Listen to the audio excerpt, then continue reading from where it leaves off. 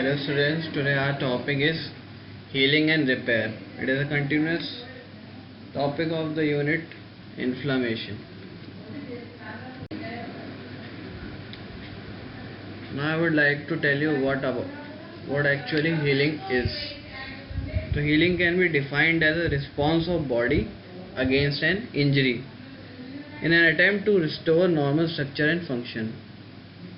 मतलब इंजरी से जो भी चेंजेस हमारी बॉडी के अंदर हुए हैं, जो भी हार्म हुए हैं, उसे नॉर्मल रिस्टोर करना, उसे नॉर्मल फंक्शनिंग में लाना, इस प्रोसेस को हम बोलेंगे हीलिंग।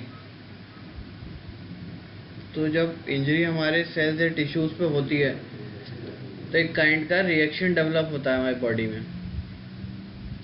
उस रिएक्शन में डिफरेंट टाइप के केमिकल्स यूज़ होंगे, डिफरेंट टाइप के सेल्स इन्वॉल्व होंगे, डिफरेंट टाइप के मीडिएटर्स इन्वॉल्व होते हैं। उस ओवरऑल प्रोसेस को हम हीलिंग का नाम देते हैं।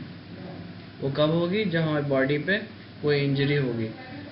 तो ये ब्रॉडली हमारा हीलिंग जो है वो दो टाइप्स में डिवाइडेड है, रीजनरेशन और रिपेयर।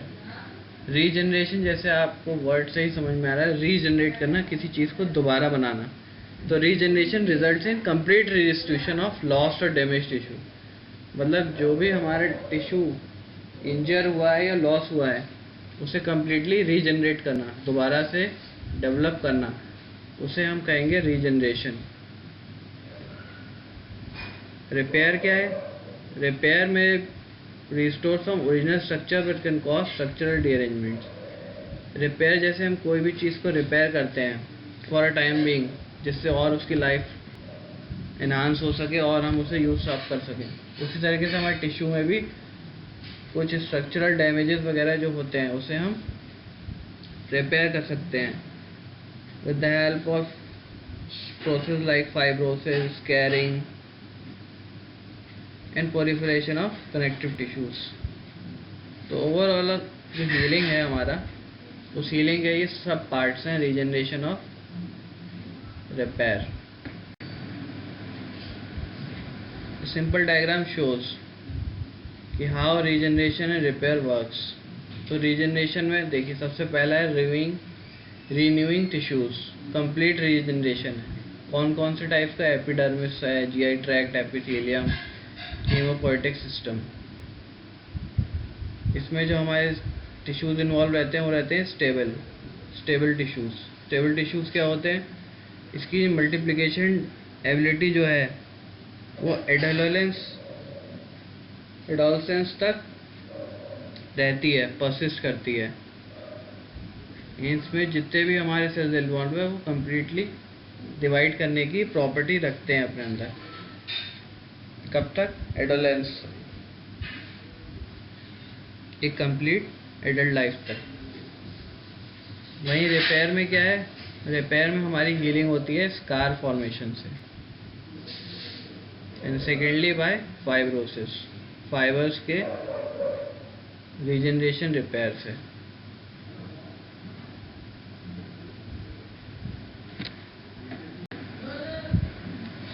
अब हम एक्चुअल में बात करेंगे सेल साइकिल की, कि what actually cell cycle is. तो cell cycle is nothing but an production of formation of new cells from the older ones. इसकी स्टेजेस यहाँ पे डिफाइन की गई हैं। सिंपल, सबसे पहले G1 फेज से स्टार्टअप होता है, इसे हम कहते हैं फर्स्ट गैप फेज। इसमें क्या है? सेल जो हमारा है वो फिजिकली लार्ज हो जाता है। तो क्या करेगा? अपने अंदर के ऑर्गेनल्स की कॉपी बनाएगा and make the molecular building blocks which will need in later steps. S phase में क्या रहता है? एस फेज में सेल सिंथेसाइज करता है एक कंप्लीट कॉपी अपने ही डीएनए की in its nucleus. It also duplicates a microtubule organizing structure called centrosome. तो सेंट्रोजोम ही सेपरेट करने में आगे मदद करेगा एम फेज में हमारा। फिर हमारी आती है G2 फेज। G2 हमारी सेकेंड गैप फेज है, जिसमें सेल और ज़्यादा ग्रो करता है, makes protein and organelles. Ultimately ये रीऑर्गेनाइज इस contents of preparation of mitosis, मतलब कंप्लीट डिवीजन के लिए वो डिवाइड हो जाए। रेडी रहता है। उसके बाद जो हमारा होता है वो होता है माइटोसिस। इसमें दो हमारे चेक पॉइंट्स भी आते हैं, एक तो G1 से S के बीच में और एक G2 से M के बीच में। तो जो G1 से H के बीच में वो हमारा डीएनए डैमेज को चेक करता है, और G2 से M के बीच में हमारा डुप्लीकेटेड डीएनए को। Depending upon the capacity to divide, cell हमारे 3 टाइप्स के डिवाइड हैं, जैसे मैंने आपको पीछे बताया था अभी। वो होते हैं लेवाइल सेल्स, स्टेबल सेल्स और परमानेंट सेल्स। लेवाइल सेल्स हमारे क्या है, कंटिन्यूसली डिवाइड होते रहते हैं through life under normal physiological conditions, like the surface epithelial cells of epidermis, alimentary tract, respiratory tract, urinary tract. Stable cells quiescent tissues, ये multiply करते हैं कब तक, हमारे एडल्टहुड तक, एडोलेंस तक। They maintain the capacity to multiply हमारी complete adult life तक। For example parenchymal sales of liver, pancreas, kidney, thyroid glands. Permanent cells क्या हैं, ये एक बार डैमेज होने के बाद दोबारा रीजनरेट या डिवाइड नहीं होते। These cells do not have ability to divide since the time of birth, like example nerve cells, neurons, skeletal, cardiac muscle cells are permanent cells। ये देखिए,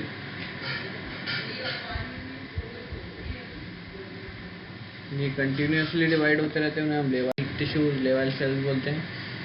क्वेसेंट्स क्या करते हैं, normal level, low level of replication, cell from these tissues के undergo rapid division response to stimuli and thus capable of reconstituting the tissue of origin।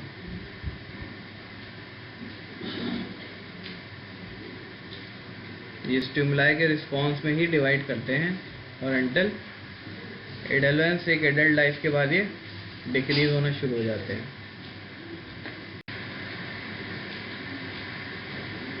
Non dividing होते हैं permanent cells हमारे, जिनमें डिवाइडिंग की कैपेसिटी होती ही नहीं है। First हम पढ़ेंगे healing by repair, scar formation and fibrosis. इसमें क्या है, फिर tissue injury is severe chronic, results in damage of both parenchymal cells and stromal framework of tissue. Healing is accomplished by repair. और इसमें क्या रहता है, under these conditions the main healing process is repair by deposition of collagen and other ECM constituents causing formation of scar. और regeneration में क्या है, यहाँ पे रीजनरेशन में हमारा रिकॉन्स्टिट्यूशन रहता है टिश्यू कंपोनेंट्स का। रिपेयर में फाइब्रोपॉलिफरेटिव रिस्पॉन्स, जो वही स्कार फॉर्मेशन पैचेस के रूप में दिखाई देता है।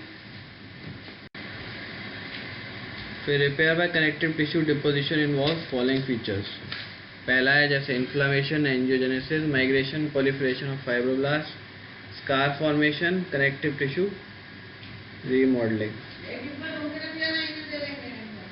इन्फ्लामेशन के फेज में क्या रहता है, जब हमारी कोई भी इंजरी होगी तो वहाँ पे क्या है, ब्लड क्लॉट फॉर्म होगा।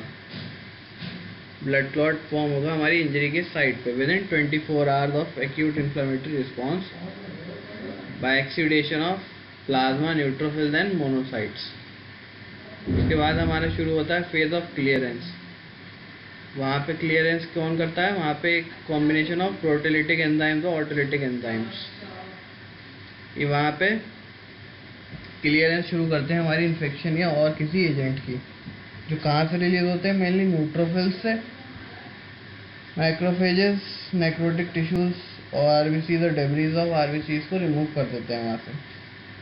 फिर हमारा आता है phase of ingrowth of granulation tissue. ये फर्दर दो डिवाइडेड है हमारे उसमें।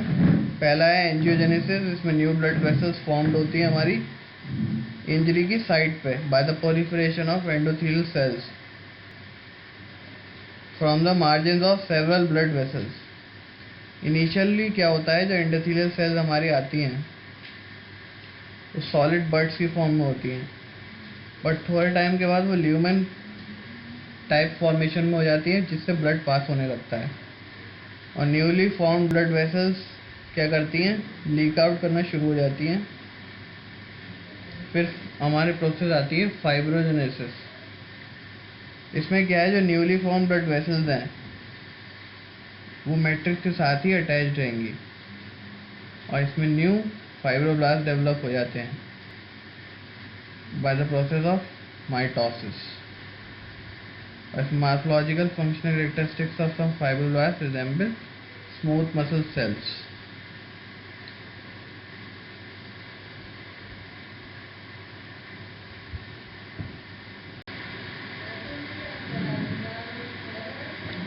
जैसे मैंने आपको बताया, इन्फ्लेमेशन हो जाएगी, क्लॉट फॉर्मेशन, कीमोटैक्सिस, तो प्रोलिफरेशन में कोलेजन मैट्रिक्स, वुंड कॉन्ट्रैक्शन।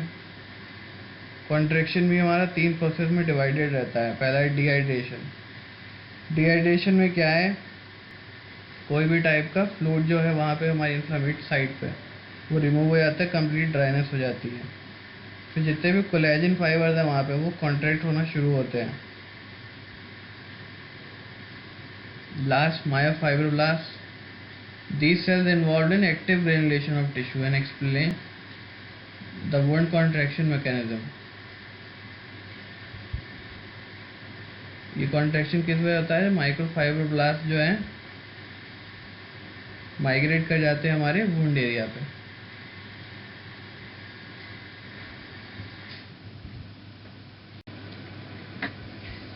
अब जो हमारी हीलिंग है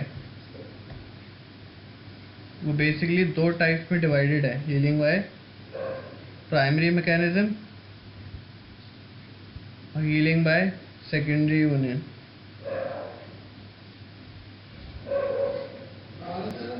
प्राइमरी इंटेंशन में क्या रहता है, जो हमारी हीलिंग है वो हीलिंग होगी किसकी, क्लीन और uninfected surgical incision, uninfected incision की होगी। और सेकेंडरी यूनियन में क्या है, कोई भी टाइप का इन्फेक्शन या डिफेक्ट हो सकता है हमारी स्किन की सरफेस पे, जिसमें क्या है, cause of extensive loss of cells and tissues. मतलब हीलिंग की जो फर्स्ट इंटेंशन है वो हमारी क्लीन और फ्री ऑफ इन्फेक्शन साइट्स के लिए हो रही है।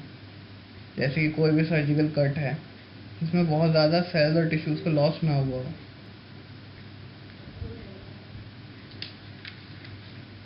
सेकेंडरी यूनियन में हमारी ओपन और इन्फेक्टेड हो सकती है, जिसमें हमारे टिश्यू सेल्स का एक्सेसिव लॉस हुआ और वुंड की एजेस भी अनस्टेज्ड हो।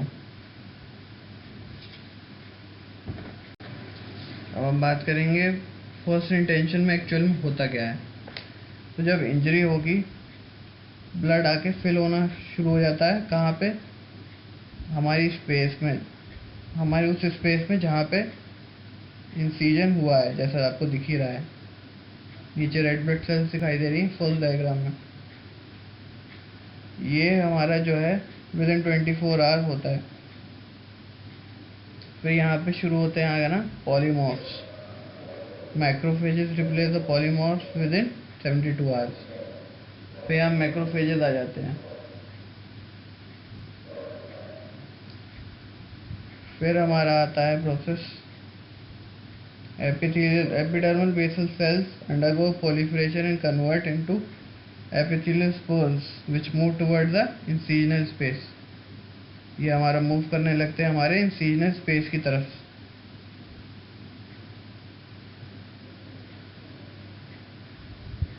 और ये प्रोसेस हमारी 5 दिनों तक चलती है, 3 से 5 दिन।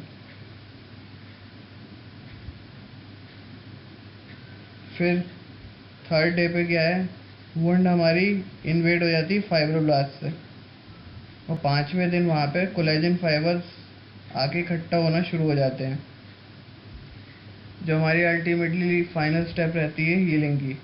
और विद इन 4 वीक्स वहाँ पे एक स्कार टिश्यू फॉर्मेट हो जाता है, जो कि इससे बना होता है small type cellular and vascular events.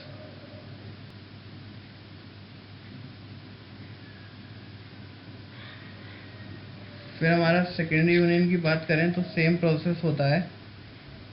Initially blood आके भरना शुरू हो जाता है, फिर इन्फ्लेमेटरी फेज रहेगा, एपिथेलियल में चेंजेस रहेंगे।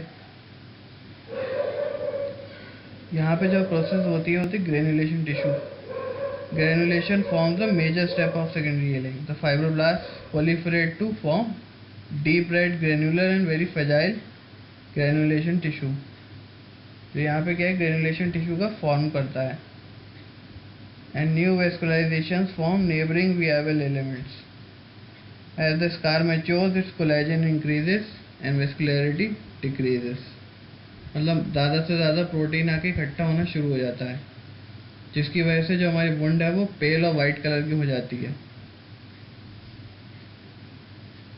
अल्टीमेटली वहाँ पे रीजनरेशन हो जाती है। बेसिक फीचर्स ये रहते हैं हमारे प्राइमरी और सेकेंडरी यूनियन के।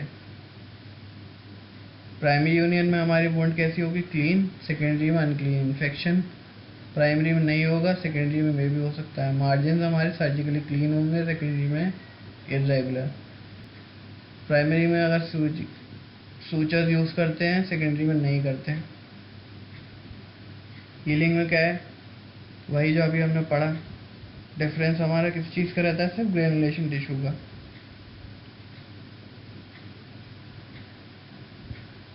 Outcome neat linear scar, contracted regular wound. Complication infrequent epidermis formation, suppuration may require debridement.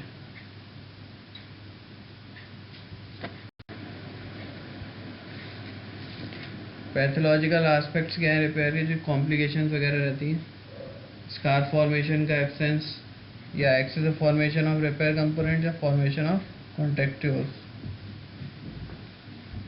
ये 3 बेसिक कॉम्प्लिकेशंस हमारे रहते हैं।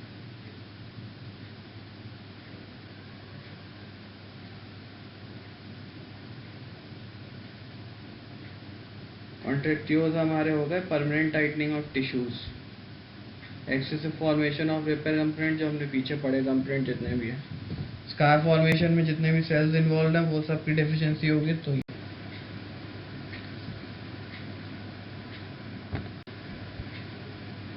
कौन कौन से फैक्टर्स हैं जो वुंड हीलिंग को इफेक्ट करते हैं। सबसे पहला फैक्टर हमारा सिस्टमिक फैक्टर्स कौन कौन से हैं। पहला है न्यूट्रिशन। न्यूट्रिशन की कमी से हमारे उसमें वुंड हीलिंग में टाइम बीइंग ज़्यादा रह सकता है। फिर मेटाबॉलिक स्टेटस कैसा है, कोई अगर डायबिटिक पेशेंट है तो उसकी हीलिंग में टाइम लगेगा। Circulatory status can modulate the wound healing. इनएडिक्वेट blood supply usually caused by arteriosclerosis or venous abnormalities. Hormones such as glucocorticoids, ये सारे फैक्टर्स हैं जो इन्फ्लुएंस करते हैं हमारी वुंडिंग को। लोकल फैक्टर्स हमारे इन्फेक्शन हो गया, मैकेनिकल फैक्टर जैसे कि delay wounding by compression of blood vessels, edges का सेपरेट हो जाना, फॉरेन बॉडीज, फिर भी कोई भी unnecessary sutures or fragments of steel glass, size, location और type of wound, ये सारे लोकल फैक्टर्स रहते हैं हमारे।